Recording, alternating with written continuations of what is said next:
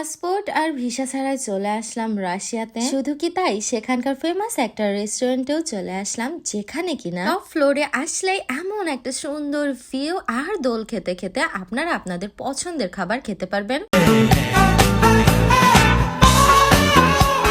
আসসালামু আলাইকুম এভরিওয়ান, আশা করি সবাই অনেক বেশি ভালো আছেন। এই সে আমি নুসাইবার আম্মু, আর আমার সাথে ছিল আমার বোনেরা। আজকে আমরা সবাই মিলে চলে এসেছিলাম আমাদের ঈশ্বরদীর গ্রিন সিটিতে। আমার কাছে মনে হয় আমাদের ঈশ্বরদীর মধ্যে অ্যামেজিং একটা প্লেস।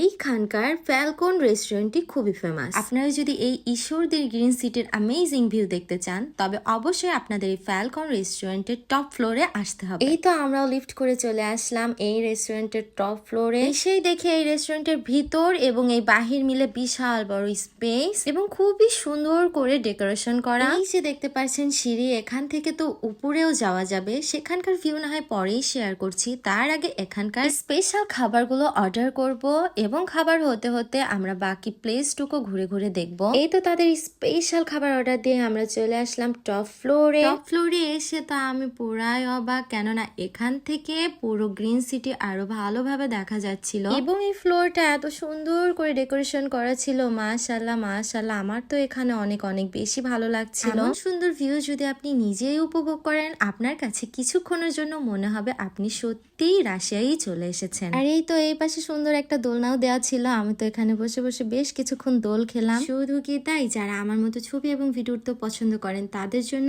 এই রকম সুন্দর সুন্দর স্পেস বেশ কয়েক জায়গায় আছে। আমার কাছে তো এই ব্যাপারটা অনেক বেশি ভালো লেগেছে। এই যে দেখতে পাচ্ছেন আমি দোল খাচ্ছি। দোল খেতে খেতে কিন্তু আপনারা এইখানে খাবারও খেতে পারবেন। যাই হোক, উপরে আর খাবার খাবো না, যেহেতু খোলা আকাশ, পাখি উড়ে গেলেই বিপদ। এই জন্য আমরা নিচেই চলে আসলাম। 15 থেকে 20 মিনিটের মধ্যে তো আমাদের খাবারও চলে এসেছে। আর আমি এখানে আজকে অর্ডার করে দিয়েছিলাম ফ্যালকন রেস্টুরেন্টের স্পেশাল আইটেম গুলো। এখন যেটা আমি খাচ্ছি, এটা ছিল তাদের স্পেশাল স্যান্ডউইচ। তাদের স্পেশাল স্যান্ডউইচটা তো আমার কাছে সস দিয়ে খেতে বেশ ভালো লাগছিল। শুধু আমার কাছেও না, আমার বোনদের কাছেও নাকি এই স্যান্ডউইচটা অনেক বেশি ভালো লেগেছে। তবে সত্যি বলতে আমার কাছে এই রেস্টুরেন্টে অনেক ভালো লাগলেও আমি কিন্তু এখানকার খাবার নিয়ে খুবই টেনশনে ছিলাম। কেন জানি না, মনে হচ্ছিল এখানকার খাবারগুলো হয়তো ভালো লাগবে না। আর এই যে দেখছেন, এখন আমি তাদেরই স্পেশাল ক্রিস্পি চিকেন ফ্রাই খাচ্ছিলাম। চিকেন ফ্রাইটা আসলে অনেক বেশি মজা হয়েছিল। আপনারা এই রেস্টুরেন্টটিতে আসলে এখানকার স্পেশাল চিকেন ফ্রাইটা ট্রাই করতে পারেন। আশা করি আপনাদেরও অনেক বেশি ভালো লাগবে। দিনের বেলা থেকে সন্ধ্যার পরের ভিউ